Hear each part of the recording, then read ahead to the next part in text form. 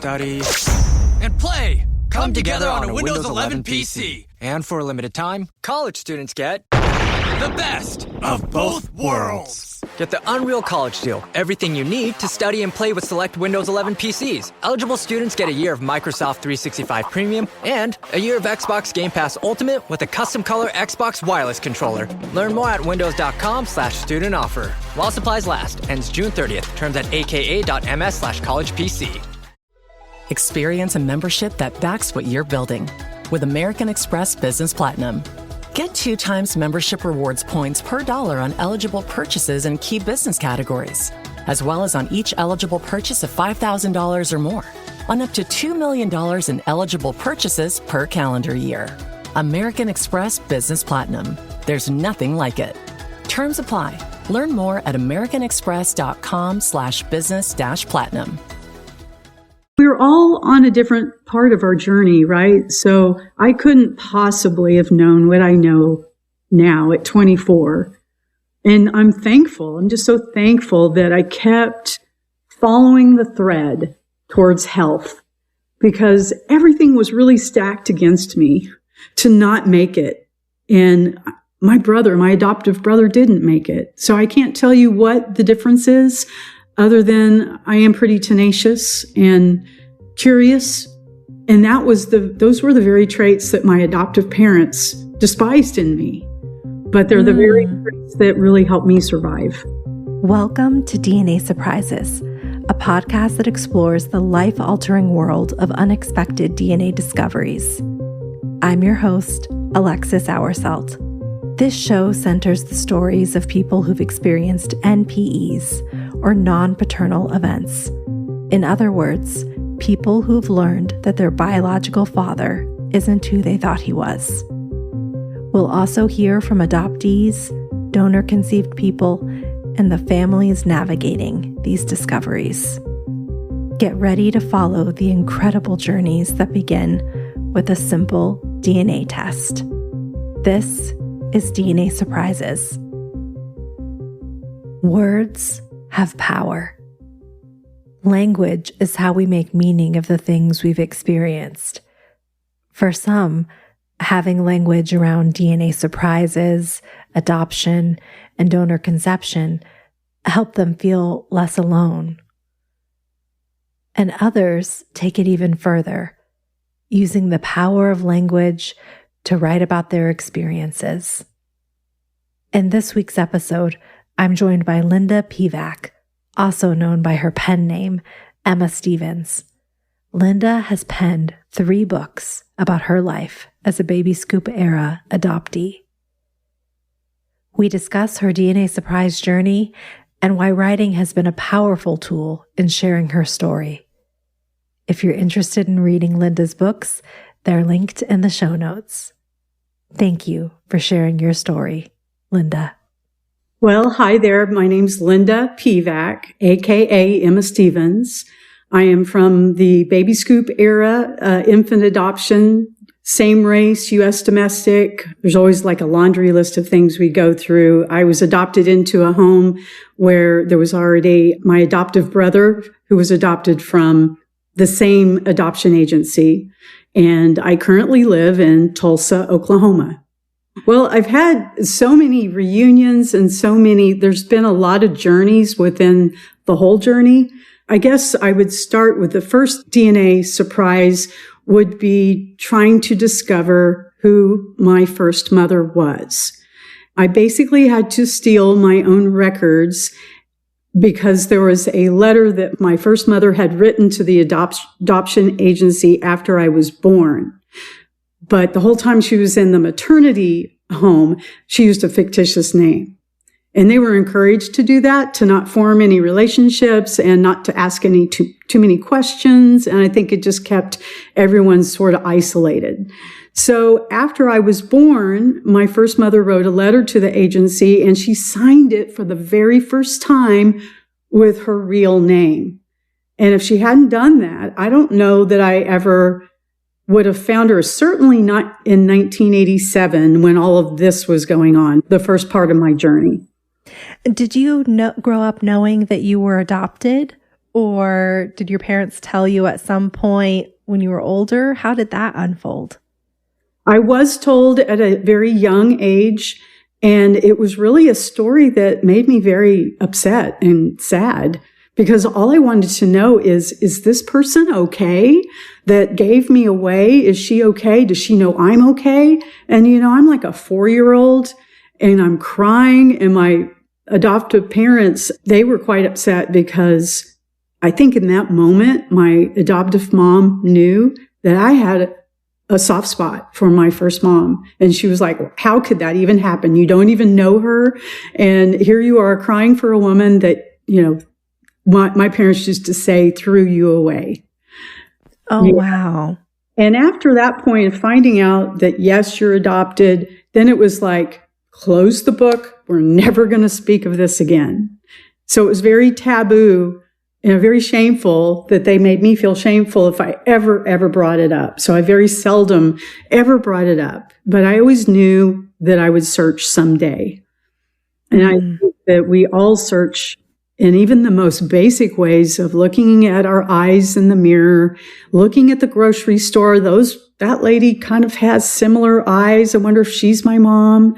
And so that just really, the momentum grew until right after college. That's when I knew it was my time. I was going to start a for real search. And that's what I did. You said you kind of had to steal your records. I did, and you find, cover. I mean, my parents had no idea I was doing any of this. I didn't let very many people know I was doing my search. So it was all under wraps. And in 1987, there was no computer. There was no anything but just a phone book, a phone call, writing letters. And I kept getting brick wall. So what I decided to do was to go to the adoption agency that was about 10 hours away from where I lived. And, it was a pretty big deal for a 24-year-old to jump in her car and drive alone to Denver, Colorado. Yeah. And was able to go to the adoption agency that I knew I was adopted from. And the woman there showed me the letter that my first mom had written. And she had redacted the last name. And so right then, I never knew that letter existed. So at that point, I knew I had to have that letter with the true signature. And all the way back home, 10 hours of driving, I kept thinking, how can I get that letter? And so it came to be that a boyfriend that lived in Denver, we did this heist together and went in the cover of night. And like I said, there was not the security cameras or the big locks on the door or any kind of security really at all. So it was fairly easy to break in, and I somehow knew where to go to find all this film that I took to the library and was able to copy my adoption file. And then I broke back in and put the files back where they were. How nice of you. Yeah. Okay. So you get your information. What happens next? I couldn't read her dang name on the letter. It was so fuzzy. It was because it was 24 years old, and I could make out the first name. Then I thought, I can't figure out what the second name is. So I go to a graphologist who is a handwriting expert, and she was able to tell me with like 99% accuracy of what that last name was. And it ended up being true. She was able to give me the last name, and there was a little more searching involved, but I did find her, and she was indeed my first mom. Wow. And I'm sure you go much more into this in your books, but I do. What was that connection like when you found her? Well, being 24 and it being 1987, 1988, I know so much more now about how to go into reunion, and I did all the wrong things. I just jumped into it and didn't ask myself, are you even ready for this? If you open this door, you don't know what you're going to find. And at that point, I just didn't think of all the things that could happen or how I could feel about it. And the relationship didn't last very long because it ended up being that my first mom and I didn't know what to do with each other. There was too many missing years, too many ways that she had gone this direction and I had gone that direction. She wanted me to tell her who she is, which I was doing the same. I went to find her for her to tell me who I am. Yeah.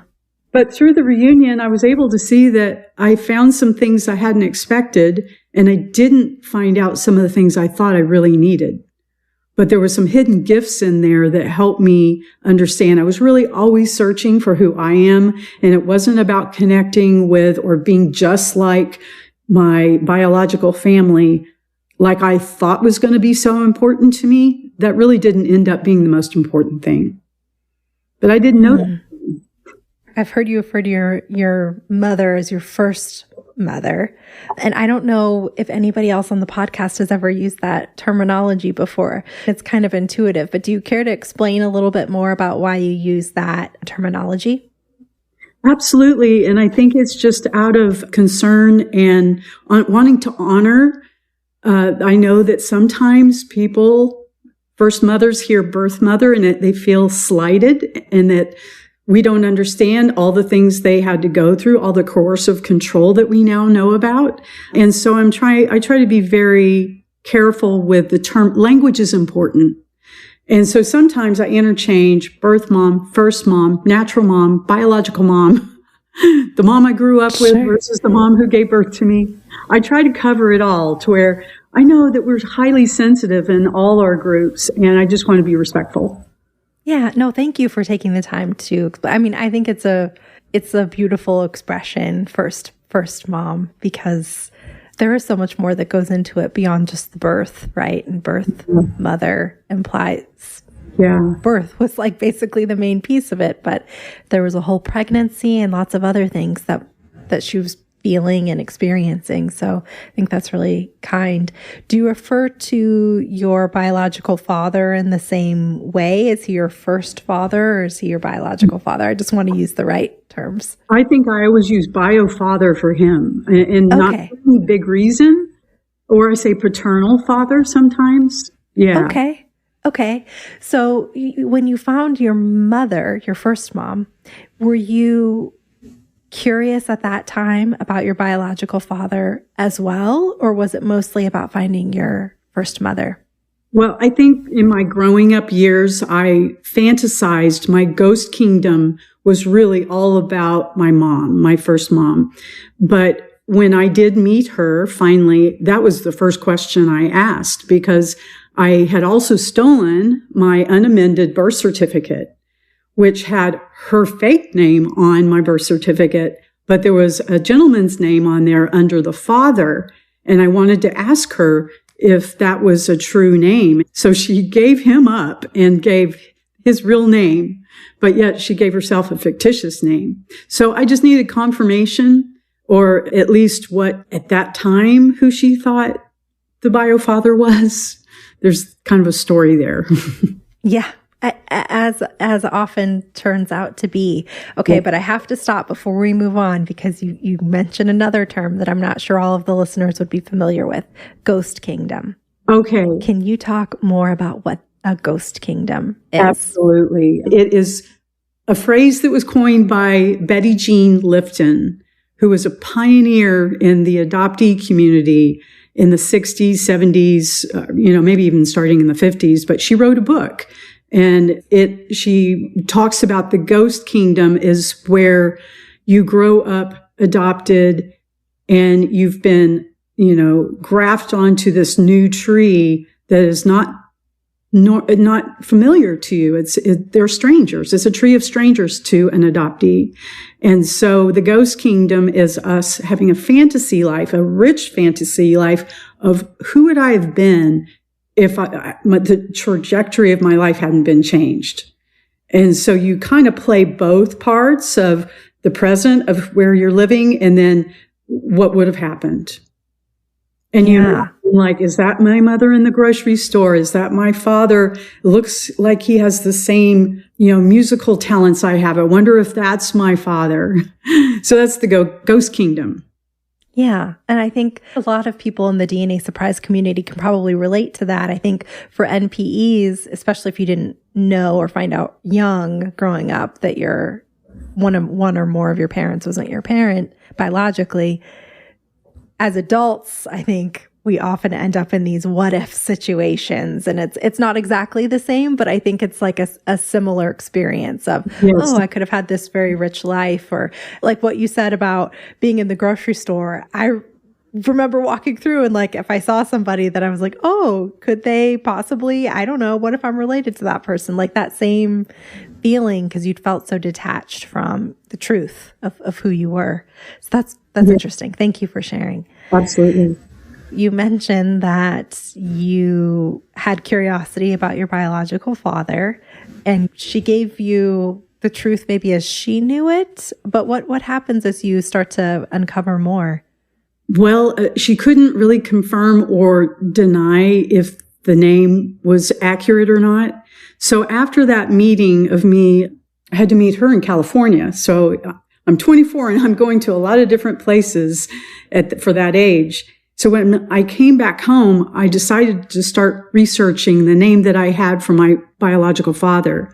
And through a lot of ins and outs, and I think I finally found him through a driver's record. You can actually ask for someone's driver's record. And I don't even remember how I found that out. But I had all of these matching names to the one that was on my birth certificate, and found a gentleman that was still in Denver, Colorado.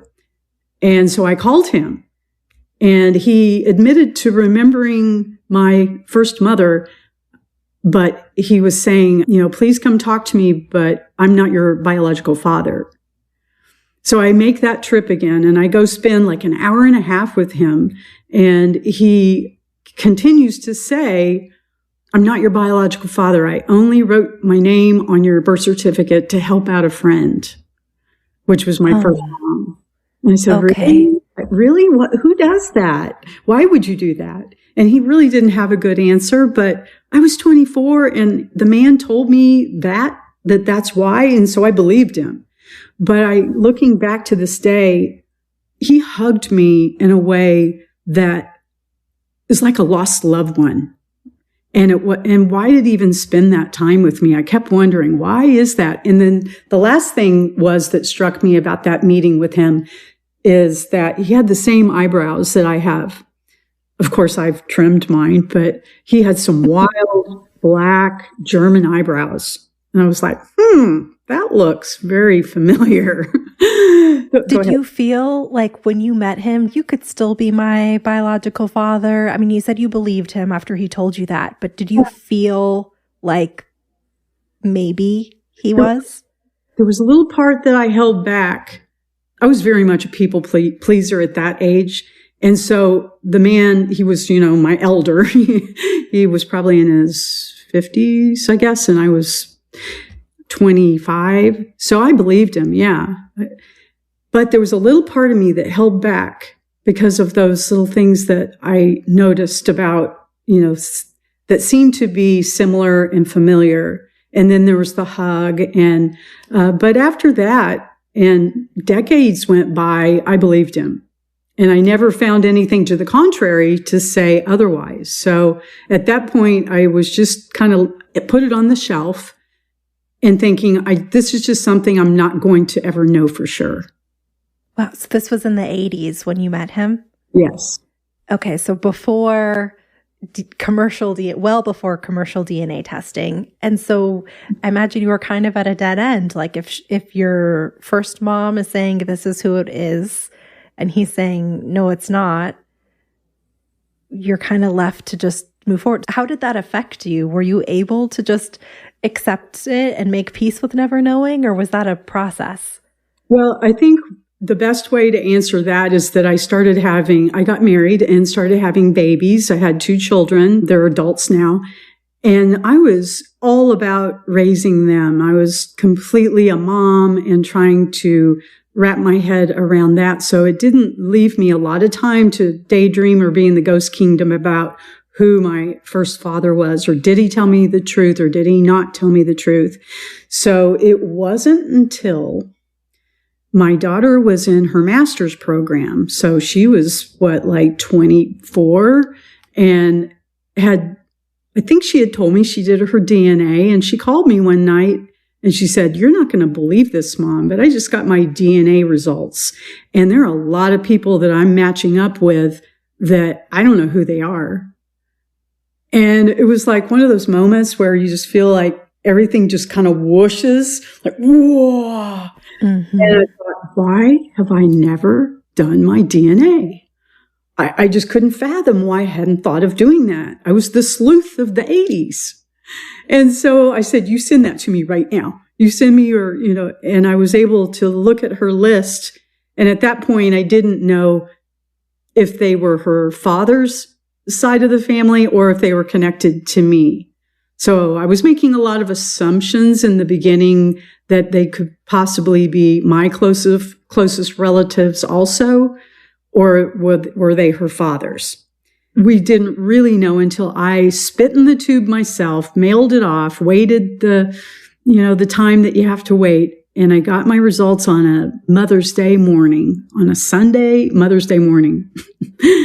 And it proved all of my assumptions because I had had the surname that was on my original birth certificate. And a lot of those people were showing up, not necessarily on the DNA report, but I'd taken those people and researched on Facebook and used that as a tool to kind of formulate a family and trying to see who was connected to. And it wasn't that my father was listed, but it was a Catholic family. So there were a lot of members of the family, and it ended up to be true that he's passed now, but he was my biological father. This episode is brought to you by Prime. What if you had one more chance with the one that got away? Sam, you came home. Based on the best-selling novel from Carly Fortune. Every Year After follows childhood friends Sam and Percy as they reunite in the dreamy, nostalgic lakeside town of Barry's Bay. love can be hard to find. So if you're lucky enough to find that person, never let go. A second chance at first love. Every Year After. Streaming June 10th, only on Prime.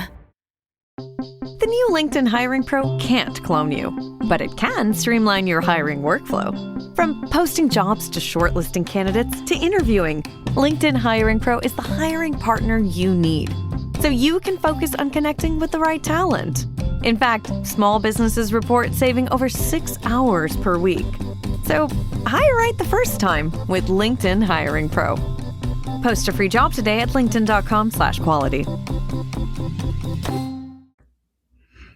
Wow. Yeah. Wow. So you went from thinking you had identified him to dismissing that, and then coming back around to it was him. It was him. He knew when he was hugging me the whole time.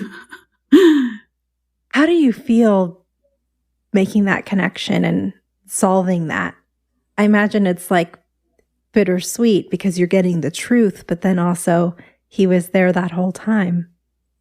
And I think I've gone through that whole grief wave of, at first I was angry, but now, to tell you the truth, I want to think that he had his reasons for why he did what he did. He chose to not expose himself as far as with his Catholic family. And I think when I met him when I was 24, his father was still alive. And I think he felt like it would upset his entire life. And I know I'm speculating now. I really don't know, and I'm okay with not knowing. But here's the sweet justice is that I've met his entire family now, and they welcomed me, and they said they never knew that he had placed a baby for adoption. But I'm very much, I know who my half brother is and my cousins. And so that was really nice for me to now know a part of my family that I was never intended to ever know about. But through tenacity and modern day science, I was able to piece together, and not every adoptee or anyone in our constellation gets to have that. So I feel really fortunate that I know as much about my story as I do. Yeah. You said you met a half brother. Did your biological father go on to get married, have other children, or a child? And was he married at the time that you had reached out to him initially? Oh, no, he was not married when I first met him. And I know that because he was in a small apartment and it looked like mix-matched furniture, kind of like, I just got a divorce and I don't really have. Yeah. But we had pictures all over the place of, family members and cousins and apparently his children. Yeah, he told me they were his children. So I was able to look at pictures. And that was another thing. When I saw a picture of one of his kids when they were younger, I thought, that looks a lot like my profile. But wow. Yeah. So he was not married at that time. He did eventually get married, and he had my half brother. I think he's probably 5 years younger than me. But when I met my half brother, he wasn't thrilled because he had never been told any of this, and he didn't have a good relationship with his father. So, I was holding it loosely. I wasn't saying, hey, I'm here to establish a relationship with you. I'm here if you want one. We'll decide that. And it's turned out to where we know of each other, and it'll be, hey, happy birthday, or hey, Merry Christmas. And I think that's probably the extent of what it's going to be. And that's okay. Yeah. How did you get to a place of peace with that? I think sometimes people have a lot of hope about what their relationships or what reunion might look like for them. Mm-hmm. And you seem to have reached a place of acceptance with everybody involved in your story, your first mom, your biological father, and your half brother. How'd you get there? Well, it took a lot of hard work, a lot of self-reflection, and I had a lot of work to do. I had a huge catalyst in my life 10 years ago that forced me to my knees. And I was able to come into, because of that, I just knew I could not continue the way I was going. So it made me pivot and go a new direction. And I had a mindset that it was going to be a healthy direction. And through that, I developed this consciousness where I came, the Truman Show that we often cite about how his whole life was a script. And one day he asks the right question and all is revealed to him. Well, that was a lot like what I was going through. And it wasn't just about being an adoptee. It was about what I felt about myself, what I felt about the world, politics, racism, sexism, who God is. It was just like everything. And I've been going through that for the last 10 years, but it's helped me just kind of walk up that ladder of health to where I realize now that everything I did, all the searching was so important, but I found things that I didn't really expect to find. There were actually better things. And it wasn't to get a new mommy, get a new daddy, have a new family, none of that. But it brought me back to me and where I want to be as a person and how to just go from the rest of my life, how I want to see that happen. And I have choice now. I never thought I had choice because I thought too, I had a script. I had to stay on that script and not vary from that. And then I realized that you don't have to read that script. I could put it down and go my own way. So that's what's happened. No, that makes sense. And that was really well said. Did you ever connect with your first mom again after you drifted apart? Have you established any further relationship? No, because I got married and had my own children. And I think that was the crowning blow is when she wanted them to call her grandma. I had to have a talk with her. And I think it was really upsetting to her that I said, I can't go there. That is just, there's been too much that's happened and too much life has happened. And you're just not going to play that part with them. Our expectations clashed. So we never came back together, and she has since passed. But I will share that now that I know a lot of things that I didn't know at that point, is I've gained so much compassion for what not only my first mom went through, but a lot of the 1960s, 70s, maybe even present day, what unwed expectant mothers go through, and the coercive control and all the conditioning of, who are you to keep this baby? You need to give it to someone that can love it better and be a better mom than you could ever be. And that's what my first mom went through. And I think she was frozen in time. So when I met her, that's why I didn't find my ghost kingdom mom that was, educated and doing great things and well-read and all this, because she was so frozen in time from what that experience was like to place her baby for adoption and just walk away, knowing you'd never see that child again. Yeah. I'm impressed by your compassion there for, what she went through, because you had your own experiences, but to open your heart and, be empathetic to these women and what they've gone through. Girls, really, a lot of them. It just took a lot of digging and a lot of time to get to where I am now. Yeah. We're all on a different part of our journey, right? So I couldn't possibly have known what I know now at 24.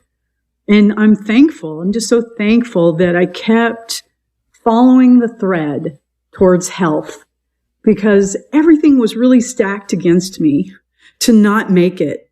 And my adoptive brother didn't make it. So I can't tell you what the difference is, other than I am pretty tenacious and curious.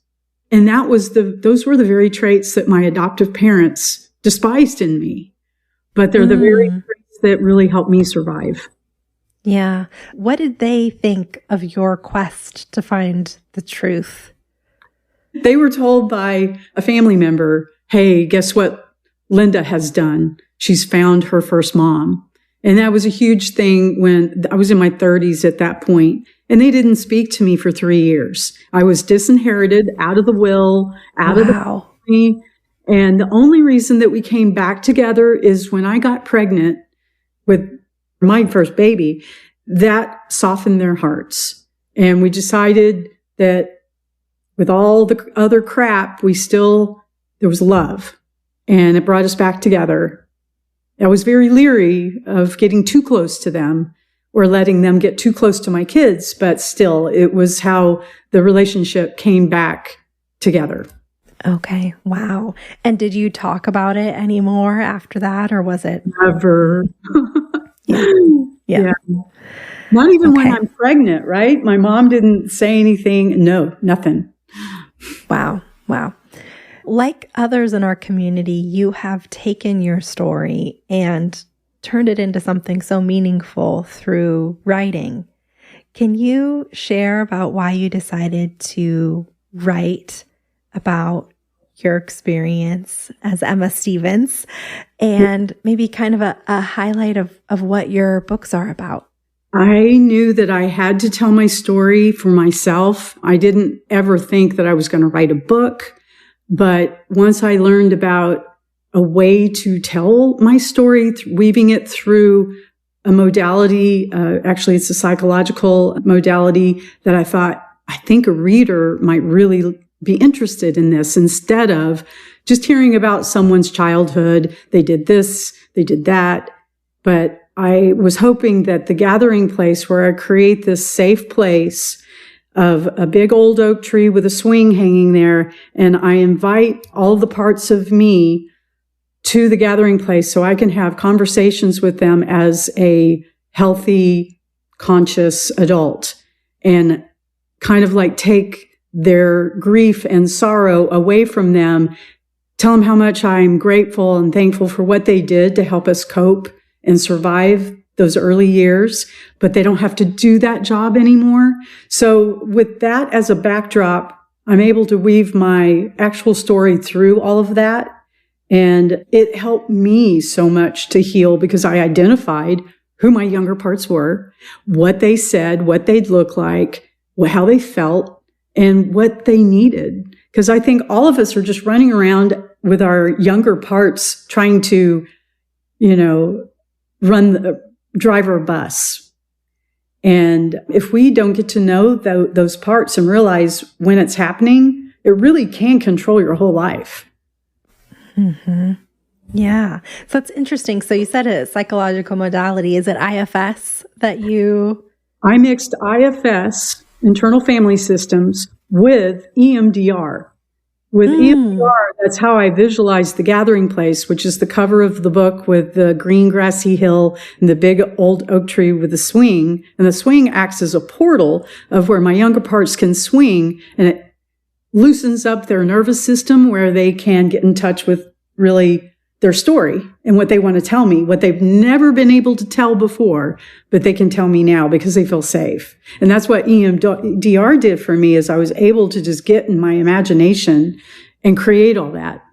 It was very, very helpful. Yeah, that's amazing. So did you work with a therapist on parts work and everything leading up to identifying this as the way that you wanted to tell your story? I did. It was kind of like we worked together. Not that, see, my book, I always try to say it's probably not textbook IFS or EMDR. I'm not trying to say this is an EMDR book, right? Right. Well, you're telling a story through it. Yeah. I'm telling my version of how it helped me. But my therapist was very helpful. And we did a lot of EMDR sessions, and I was able to get closer to those younger parts to identify who they were. Interesting. Okay, so you have 3 books. What about the other 2? The second book is a result of, I touch on it in the first book. It's an event that happened to me, actually a pretty horrific event. And once I finished the first book, I realized I have more to say because I wanted to warn my adoptee community, or anybody else really, before you go on reunion, before you really do your life, you need to make sure that you get some help. And if you choose a therapist, choose wisely, because if you hand your life to someone that's unethical and has a private agenda about your own life, then you could be in a very dangerous situation. So through my true life story that happened to me, the exploitation by a therapist, that's what A Fire Is Coming is all about. And yes, I'm an adoptee. That's how she got me. But I'm not saying that for someone else, it could be any other issue. Someone that's like that, really controlling, they will find your vulnerability. And mine happened to be being an adoptee that hadn't worked out my issues yet. Wow, that's really interesting. And I don't know that there's a lot of talk about that. I'm currently writing with Dr. Joyce Pavo, who's another pioneer in the adoption community. She's been a therapist for over 50 years. And so we're collaborating to write a book because we feel that strongly about, even with the NPE, because I'm sure that you guys need some therapy and want to talk to someone. And if you choose unwisely, it could be the same thing. So that's why we're trying to get that message out there, because it happens more than you would think. Then what about your third? I didn't want to leave people hanging on A Fire Is Coming, because a lot of people are like, oh, you've been through so much. I'm like, I'm okay. I'm good now. I'm really good. So the third book is going back to The Gathering Place, but going deeper. It's kind of like Emma 2.0, because obviously it took about 5 years to write all of them. I learned a lot. So I'm a lot healthier by the time I get to the third book. And I go back to Gathering Place and dig deeper with finding new, younger parts that were very integral to collectively me being, the totality of who I am. So I would just say that I go a little deeper in Choosing to Breathe is the third book. And it means it's a mindset of I have choice in life now. And I am choosing to breathe through the good times and especially through the bad times. I'm always going to choose to breathe. And so I tell that story through that whole theme. How have you connected with others through putting these books out into the world? I've seen you at conferences. I know you're an active part of the adoptee community. How have you connected with others since creating these books? Yeah, it's been kind of a crazy ride because I'm rather an introvert that can come out to play for a certain amount of time. And after that, I have to go back to my hotel room alone and process. But it's just forced me really to get out of my comfort zone, meet people, share my story. They share their stories with me. Hey, we're saying the same thing. Let's collaborate, just like the thing I told you about with Dr. Joyce. And just all these exciting things that have happened as a result of writing the 3 books, getting to go to conferences, being part of the Tucson Festival of Books, having an editor, and just meeting some really lovely people. And it just seems like it keeps building and expanding as I go. I don't know where it's all leading, but it's really exciting. And I love helping my community, just the way they help me. How would you say that kind of putting proverbial pen to paper has helped you process these experiences that you've had? I've known that from a young age because in my household when I was growing up, I'd get in trouble, I'd be sent to my room, and I'd get a pen and paper, and I'd write about how I was feeling. And so I learned at a young age of how to use, whatever angst I was feeling internally, think of a word, put it on paper, and then what's the next word? So I was learning at that point how to express myself. It was my expression. And I think it is, I never thought I was going to write books, but it happened. And it's just always been the expression that has helped me identify some of the really hard to distinguish feelings I've had and emotions. Putting things into words, it's a proven fact that even pen to paper helps your brain heal even more so than writing on your laptop. Yeah. Isn't that interesting? Yeah, it kind of anchors things, I guess, and it gets it outside of you to where you can be objective and look at it going, oh, yes, there's my expression. And we're not, it helps you not bottle it up.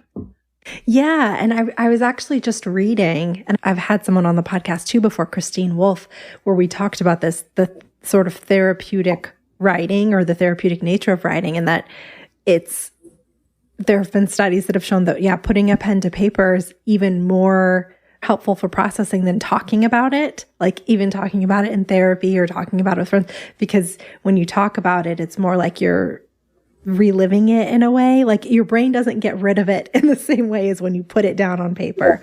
That's not the clinical term, obviously, but I just think that that's so interesting that the modality actually matters. Yes, I think that's true. Well, where can people find your books if they're interested in reading them? All 3 books are on Amazon, and I also recorded with my own voice all 3 books on Audible. So if you're one of those that prefers to listen like me, I get to read through so many more books than if I were to read them. Great. And we'll be sure to put those in the show notes too for folks who are interested. Great. All right. Well, I always end every episode with 2 questions for every guest. And so my first question for you is, what advice do you have for a parent who is keeping a DNA surprise from their child? For example, your biological father, who probably knew, right, that we think knew that he was your father and didn't share that. What advice would you have for a parent who's keeping a DNA surprise? I would ask them to get reflective and ask themselves what they're fearful about, because fear, I feel, is the thing that gets in the way, and they make a lot of assumptions of someone will act this way or someone will act that way.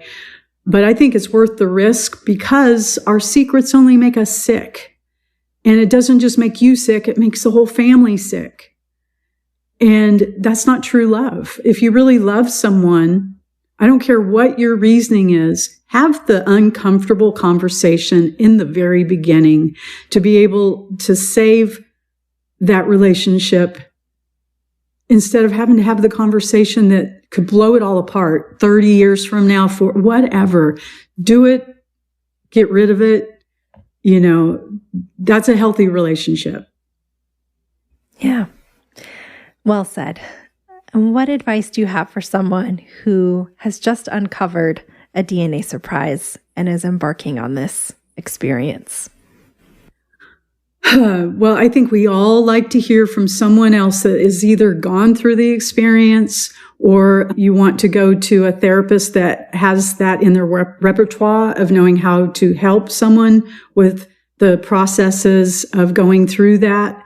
But please, again, make sure that the therapist is of good standing with their board of ethics and that they give you a free 15-minute consultation so you can tell them your expectations and know that you are in charge, not the therapist. You hired them and they work for you. But I do recommend good quality therapy because if you're left with your own thoughts when you find out something so huge that could bring you to your knees, you might need a little help and if you don't have a close friend or a mentor or another family member to talk with, therapy is always a good option to make sure that you kind of keep your thinking straight. More really good advice. Linda, thank you so much for joining me today on the podcast. I really appreciate you taking the time to take us through your long journey to figuring out your truth and then walking us through what you did to work through it and come to such a wonderful place of acceptance and peace. And now you're using that to help other people. So thank you so much. I wish you the absolute best. And for listeners, we will include the links to the books in the show notes. Thank you so much. It was a pleasure to be here. Thanks again to Linda for sharing her story. If you have a DNA surprise that you'd like to share, please submit your story at dnasurprises.com. And for early, ad-free access to episodes, join me over on Patreon at patreon.com/DNA Surprises. Until next time. DNA Surprises is hosted, produced, and edited by me, Alexis Auersalt. It is mixed and mastered by Josh Auersalt of Siren Recording Studios.